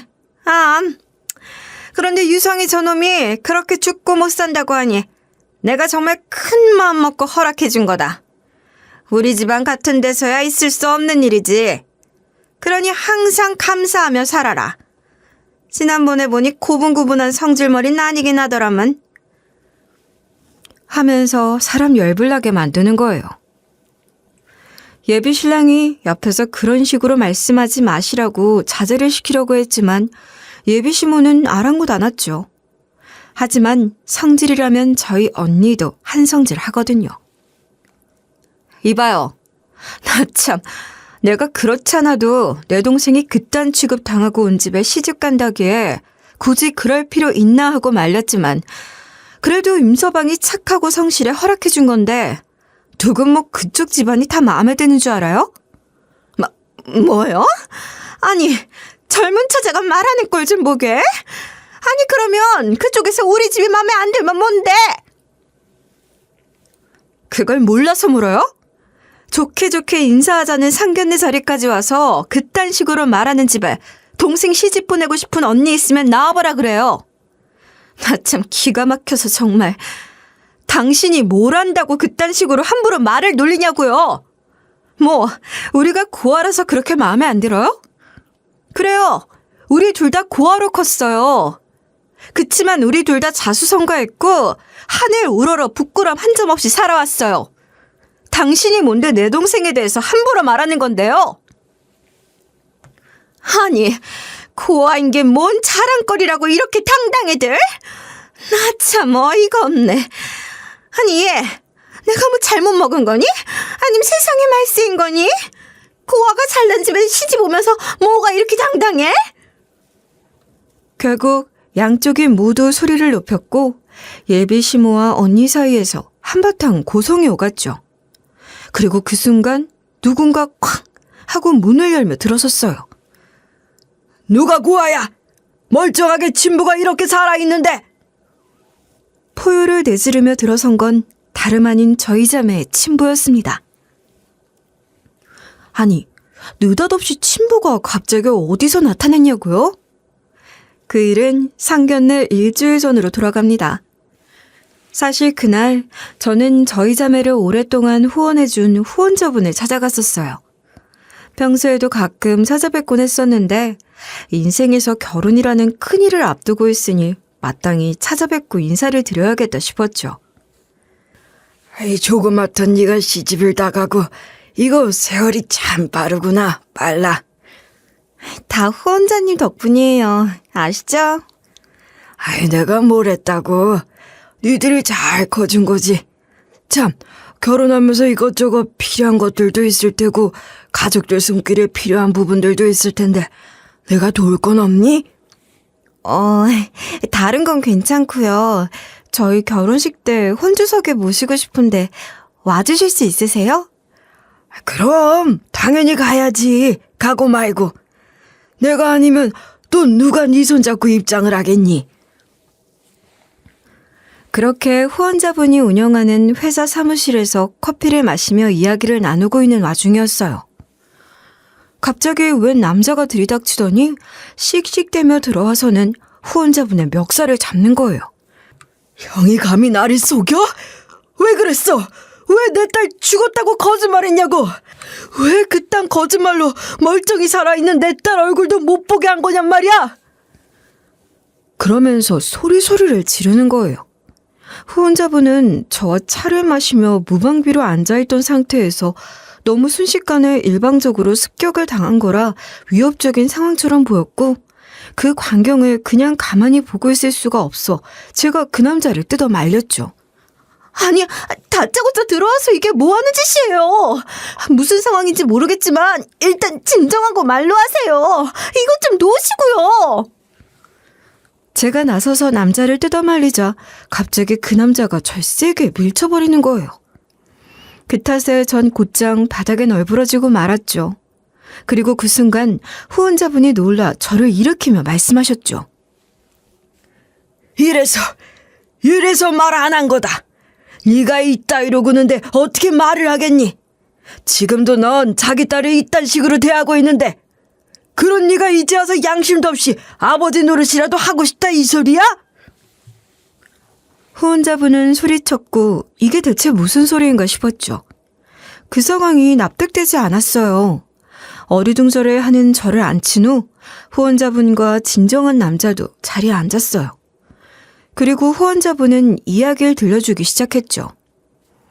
알고 보니 그동안 저를 후원해온 사람은 생판 남이 아니라 제 친가족, 저의 큰아버지였다고 하는 믿기 어려운 말을 시작했어요.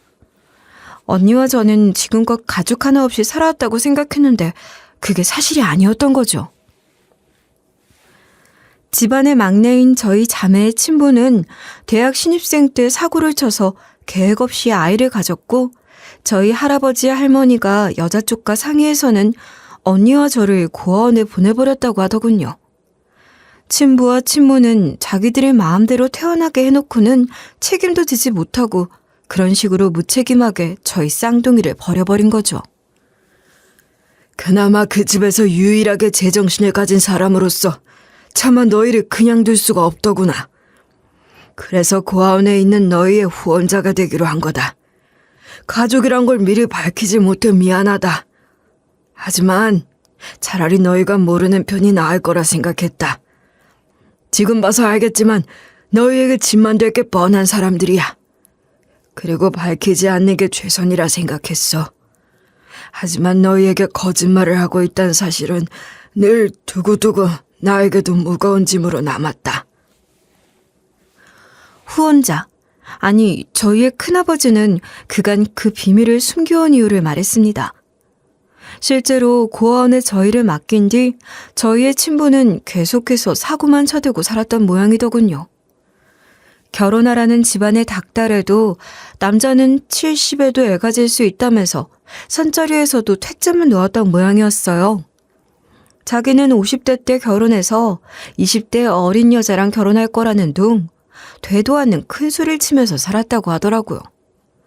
그런데 그러다 그만 모종의 사고를 당했고 아이를 가질 수 없는 몸이 됐었나 봐요. 그러자 그제서야 우리 생각이 났던 거죠.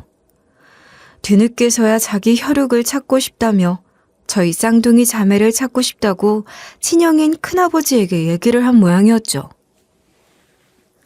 하지만 큰아버지는 절대 저희와 친부를 다시 만나게 해줄 생각이 없었던 거죠. 그렇게 매정하게 내치고 버려줄 땐 언제고 이제 와서 감히 애들을 찾나 싶어 경멸을 느꼈고 애비 노릇도 못할 짐덩이를 애들한테 만나게 해줘봤자 아이들한테 도움은커녕 짐만 될 거라고 생각했다고 하더군요. 그래서 친부에게는 한번 찾아봤더니 고아원에 사고가 있어 자매가 모두 죽었더라고 둘러댄 거였죠. 그 말에 친부는 사고로 저희가 저 세상에 간 줄 알고만 살고 있었지만 자꾸 이상한 소식을 듣게 됐다고 하더군요.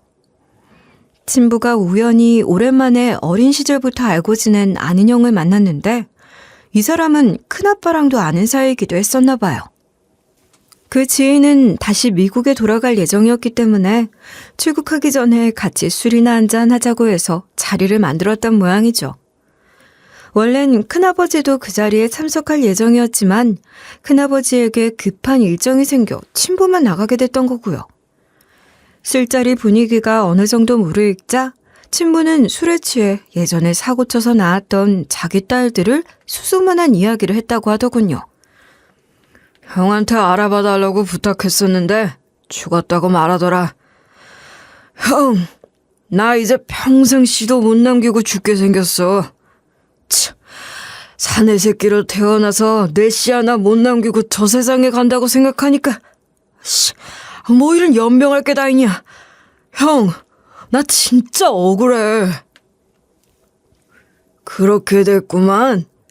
그러고 보니 서경이 놈도 그 옛날에 그 부모님이 그 애들을 어디 고아원에 보냈는지 알아낸다고 난리였는데 그때는 너한테 비밀로 알아더니 결국 죽었구나. 그래서 별소리가 없었던 거였구나. 친부는 큰아버지 이야기가 나오자 그게 무슨 소리냐고 물었고 그 지인은 친부에게 제 큰아버지가 이미 오래전에 저와 언니를 찾고 있었다는 사실을 말해주게 된 거예요.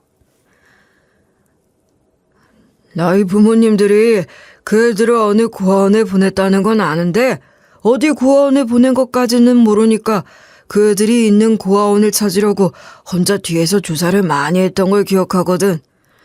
뭐 너희 부모님들이 좀 완강한 분들이셨니? 어차피 알려달라고 한다고 해서 말해주실 분들도 아니고 하니 뒤에서 그렇게 잦은 거지.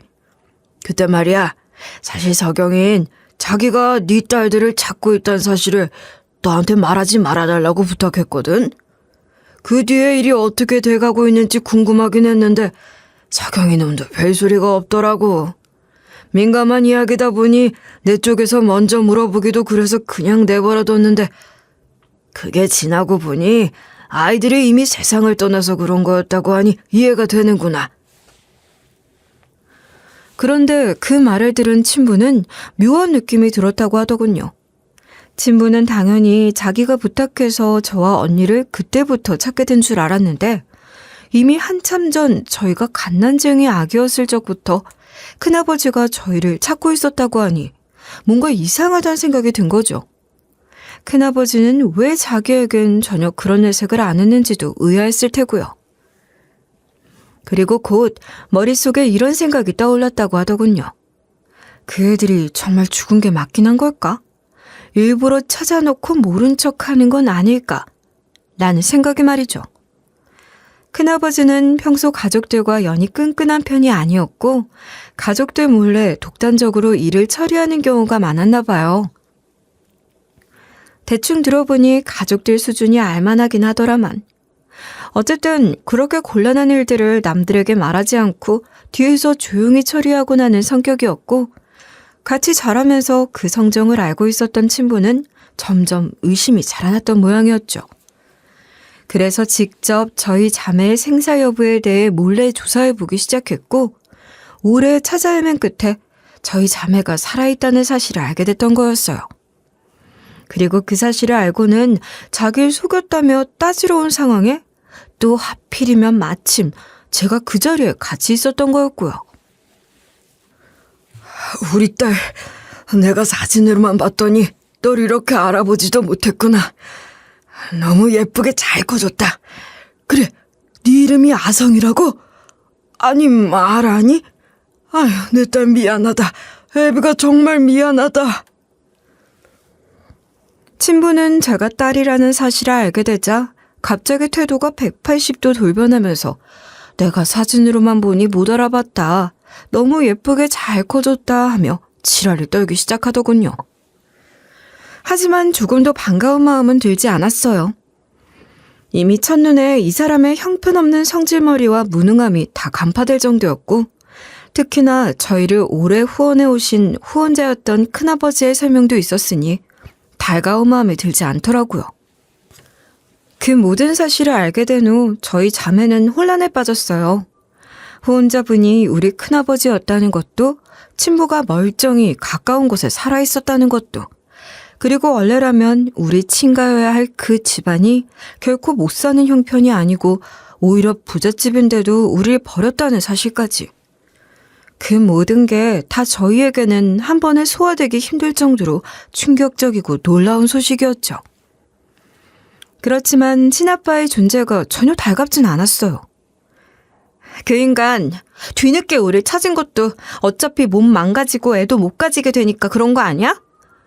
우린 어차피 아빠도 없이 잘 살아왔고 지금도 충분히 잘 살아가고 있잖아. 그러니까 앞으로도 없는 셈 치고 살자. 내 생각은 그런데 넌 어때? 쌍둥이 언니는 냉정하게 말했고 저 역시 그 편이 맞다고 생각했어요. 저희는 후원자, 아니 큰아버지에게도 그렇게 말했죠. 저희 자매는 모든 사실을 알게 된 이후에도 큰아버지에 대해서는 조금도 원망하지 않았어요. 큰아버지가 왜 저희에게 친부모에 대해 말해줄 수 없었는지 그 상황이 충분히 이해가 갔으니까요. 큰아버지 역시 저희 의견을 존중해줬고 그냥 지금처럼 지내자고. 나는 너희 큰아빠인 동시에 계속해서 든든한 후원자로 남겠다며 저희를 이해해줬죠. 예비 남편에게는 이 사실을 굳이 이야기하지 않았어요. 어차피 예비 남편도 제가 고아인 걸 알고 있었고 앞으로도 달라질 게 없다고 생각했으니까요. 그런데 전혀 생각지도 못하게 저희의 친부가 다짜고짜 이렇게 상견례장에 들이닥치고 만 상황이 된 거였죠. 언니도 저도 전혀 예상 못한 상황이라 당황스러웠어요. 그 순간엔 대체 어떻게 여기랐나 싶었는데 나중에 알고 보니 친부는 언니와 제가 자기와의 만남을 계속해서 거부하고 피하기만 하니 시간이 날 때마다 저희를 미행하면서 지켜봐왔다고 하더군요. 그날도 친부는 저를 미행하다가 상견례 자리까지 염탐하게 됐던 거였어요. 몰래 미행하면서 저랑 예비 남편, 친언니가 상견례 장소로 택한 한정식집 앞 주차장에서 나누는 이야기를 듣고는 그 자리가 상견례 자리인 걸 눈치챘던 거였고요. 친부는 자기가 그래도 친아빠고 멀쩡히 살아있는데 당연히 참석해야 되지 않나 생각했다고 하더군요. 그래서 타이밍 봐서 중간에 등장할 생각이었나 봐요. 깜짝 등장한 개뿔. 그 나이 처먹고 왜 그렇게 철이 없나 몰라요. 뭐 아무튼 그러다 밖에서 예비 시모와 쌍둥이 언니가 싸우며 고아가 어쩌고 하는 소리가 들리니 화를 못 참고 들이닥친 거였죠. 그런데 그 순간 전혀 생각지도 못한 일이 벌어졌습니다. 자리에 앉아있던 예비 시부가 벌떡 일어서더니 갑자기 저희 친부에게 거의 큰 절을 올리다시피 허리를 꺾어서 인사를 하는 거예요. 부회장님이 어떻게 여기... 아이고, 저희 며느리들 아이의 친아버지가 부회장님이셨다니 저는 생각도 못했습니다. 그런 예비 시부를 친부도 알아봤죠. 뭐야, 김 회장이 내 장인이란 말이야? 아니, 무슨 이런 후레 경우가 다 있어? 그러더니 친부는 갑자기 옆에 있던 화분을 뻥 걷어차며 화를 내기 시작했어요. 아니, 무슨 이런 개똥 같은 경우가 다 있어?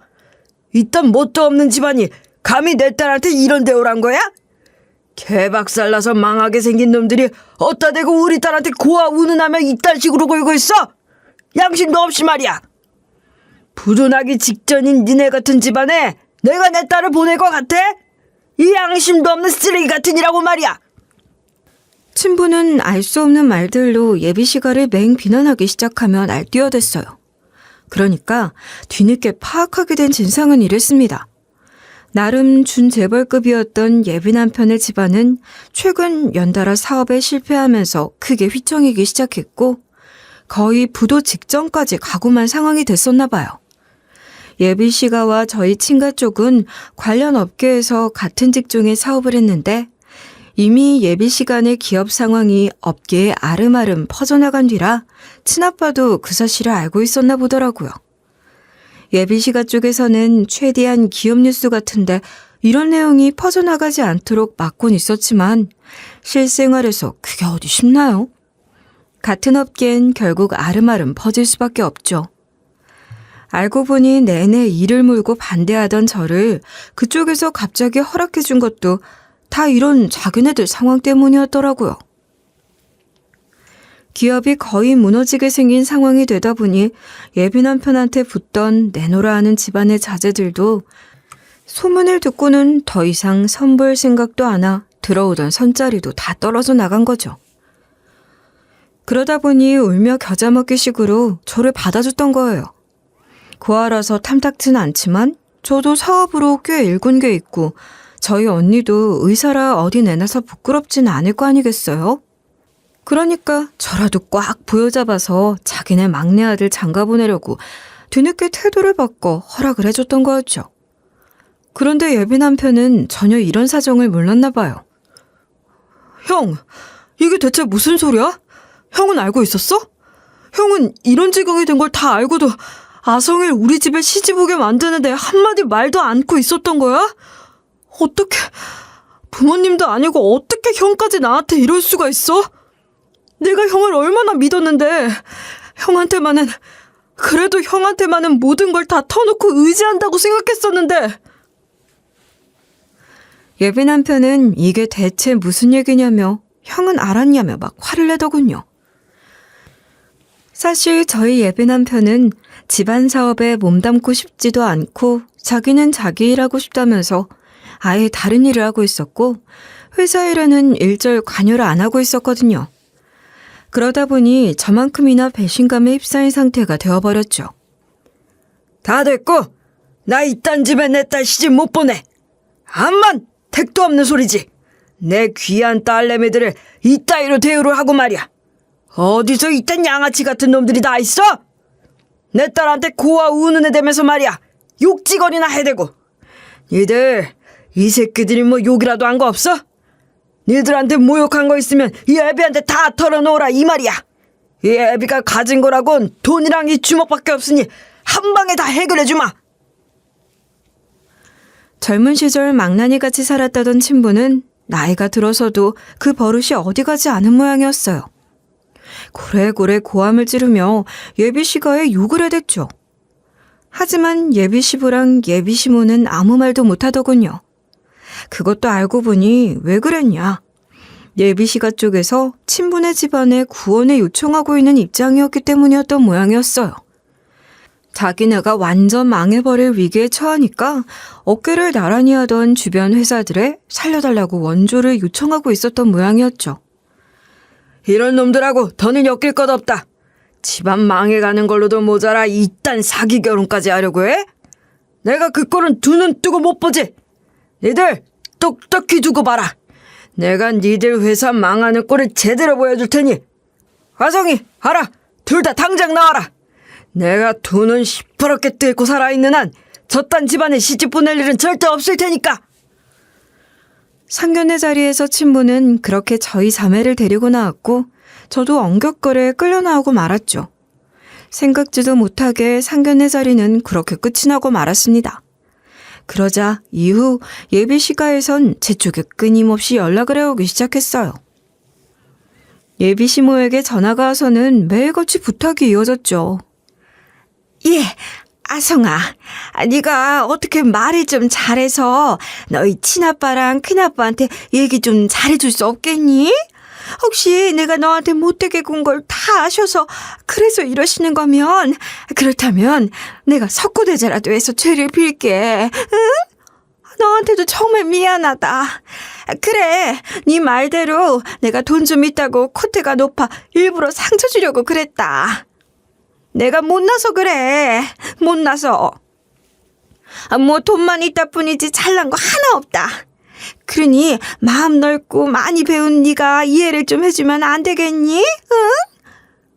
네 말이면 큰아버지는 아버지 쪽에서 마음을 되돌릴 수도 있지 않겠니? 이렇게 부탁하마. 예정을 생각해서, 아니 우리 윤성이를 생각해서라도 부탁하마. 너 아직 그래도 우리 아들이랑은 좋아 지내지 않니? 근데 네가 그렇게 좋아하는 남자 부모가 망하는 꼴을 기어이 봐야겠어? 그건 아닐 거 아니냐. 이렇게 부탁하마. 네가 말 좀 잘해다오. 응? 그래줄 수 있지? 예비 시모는 사정사정 해대며 제게 제발 저희 가족을 좀 설득해달라고 빌어대더군요. 하지만 전 그럴 생각이 조금도 없었거든요. 제 친부한테서 전 핏줄만 물려받았을 뿐이고요. 의절한 거나 다름없어요. 저희더러 고아라고 하셨던 거 기억하시죠? 그때나 지금이나 제가 고아란 사실은 조금도 변함없어요. 저희 친부한테는 10원 한 장, 그 어떤 도움 하나도 받을 생각 없으니까 그런 거 나한테 요구하지 마세요. 그리고 어떻게 윤성 씨를 입에 올리면서 저한테 그딴 부탁을 하실 수가 있으세요? 윤성 씨가 그렇게나 저 허락해달라고 할 때는 사람 면전에 대대고 치욕스러운 말을 하고 온갖 모욕이란 모욕은 다 줘놓고선 이제 와서 윤성 씨 봐서 도와달라고요? 참, 양심이란 게 있긴 하세요, 대체? 전 앞으로도 그쪽 집안에 도움드릴 생각도 없고요. 저희 친가랑도 아무 관계없는 사람이니까 더는 이런 부탁하려거든 연락하지 마세요. 그런데도 예비 시모 쪽에서 계속해서 저에게 연락을 해왔고 예비 남편에게까지도 계속해서 강요를 해왔나 봐요. 무슨 수를 써서라도 나를 잡으라고 제가 우리 집 동아줄이라고 하면서 꼭 놓치지 말고 결혼한 다음 그 집안이랑 잘해서 우리 기업 좀 다시 꼭 살리라고 예비 남편에게 나름대로 작전까지 일러줬던 거죠. 그쯤 되자 예비 남편은 지긋지긋하다며 집안과 연애 끊겠다고 선언해버린 거예요. 아성씨, 난 이제 아무것도 없어. 나 가진 거라곤 정말 아무것도 없는 사람 됐어. 뒷배경도 없고 재벌집 막내 아들이니 뭐니 하는 타이틀도 더 이상 내게 아니야. 난 그냥 나 혼자 사업 일구기 시작한 평범한 청년일 뿐이야. 우리 상황은 이제 우리 처음 만났을 때랑은 완전히 정반대가 된 거지. 난 그냥 내 일을 하는 개인일 뿐이고 당신은 중견기업 부회장의 다시 찾은 딸이고. 그러니까 당신한텐 나는 한참 부족한 사람이야. 당신이 거들떠보지 않아도 될 만큼 보잘것 없는 사람이고. 하지만 이거 하나만은 자신해. 나 당신을 사랑하는 마음만큼은 누구에게도 지지 않아. 그리고 어쩌면 오히려 홀가분한 것 같아. 그렇게 평생을 벗어나고 싶었지만 벗어나지 못했던 그 집으로부터 이렇게 떠나온 거. 평생을 얽매여 지내던 내 부모로부터 벗어난 거. 나 정말 이제서야 제대로 숨쉬는 기분이야. 당신한테 용서빌 수 없는 아픔을 준 가족들이지만 난 두 번 다시 그 집안과 엮일 생각이 없으니까 혹시 당신만 괜찮다면 이런 나를 다시 받아줄 수 있을까? 예비 남편은 그렇게 제게 두 번째 청혼을 해왔습니다. 사실 고민이 되더군요. 그 지긋지긋한 집안과는 조금이라도 다시 엮이고 싶지 않았고, 어쨌든 이 사람도 그 집안의 핏줄이었으니까요. 하지만 그럼에도 전 이 남자에 대한 믿음만은 있었거든요. 애초에 제가 아무것도 가진 게 없는 사람인 걸 다 알면서도 아무런 조건 없이 저라는 사람 자체를 믿어주고 좋아해준 고마운 사람이고, 집안 분위기에 경멸을 느끼고 뛰쳐나오다시피 해서 회사 물려받을 생각도 없이 자기 일하면서 살던 사람이잖아요. 그래서 고민 끝에 저는 이 사람을 다시 믿어보기로 하고 청혼을 받아들였어요. 그렇게 저희는 현재 결혼을 앞두고 있습니다. 그 자리에는 예비 남편 쪽 가족도 저희 친가 쪽 가족도 오지 않을 거예요. 저희 가족 중은 언니를 제외하곤 딱 한 사람, 저희 큰아버지만 모실 생각입니다. 저희 자매에겐 진짜 가족은 그분뿐이라고 생각하거든요. 너희들 어떻게 나한테 연락 한 번을 안 하고 이런 식으로 나를 대할 수가 있냐? 어? 형한테는 큰아빠 하면서 잘만 따르더니 어떻게 친애비한테는 이런 식으로 무시를 할 수가 있냔 말이다. 니들 뭐 나한테 서운해서 이러냐? 나도 피해자라고 내가 몇 번을 말하냐? 나도 니들이 어디로 보내졌는지 전혀 몰랐다니까?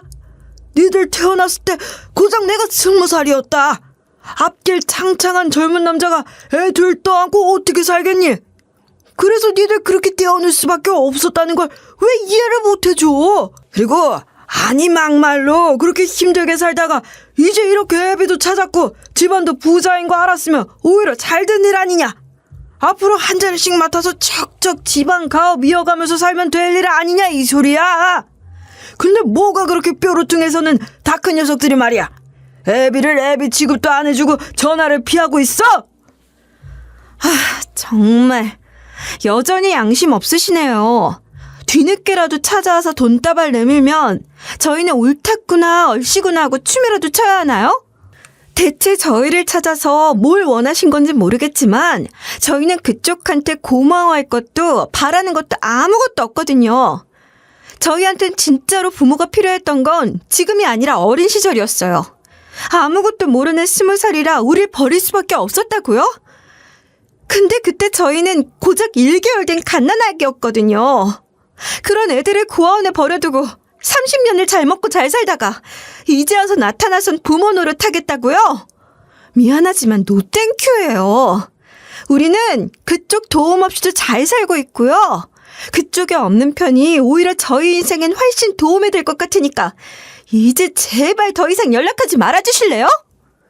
저희한테 가족은 큰아빠 한 분이면 충분하거든요. 친부는 계속해서 연락을 해왔지만 저희 자매는 친부와 굳이 인연을 이어가고 싶은 생각이 없어요. 아이들에게 부모가 가장 필요한 순간을 그렇게 버려놓고 이제 와서 자기 이득을 위해 찾는 부모는 부모가 아니라고 생각하니까요. 그날 그 상견례 이후 예비 남편 쪽 집안은 결국 파산을 면하지 못했고 저희 자매의 친가는 여전히 떵떵거리고 잘 나가는 회사를 경영하고 있죠. 아마 일반적인 사고라면 절대 있을 수 없는 결혼일 거예요. 하지만 저희에겐 집안은 중요한 게 아니거든요. 저는 제 사업을, 예비 남편은 예비 남편의 일을 열심히 하고 있고 집안과 관계없이 저희는 저희의 삶을 가꾸며 살아갈 예정입니다. 환경보다 더 중요한 건 바로 그런 게 아닐까요?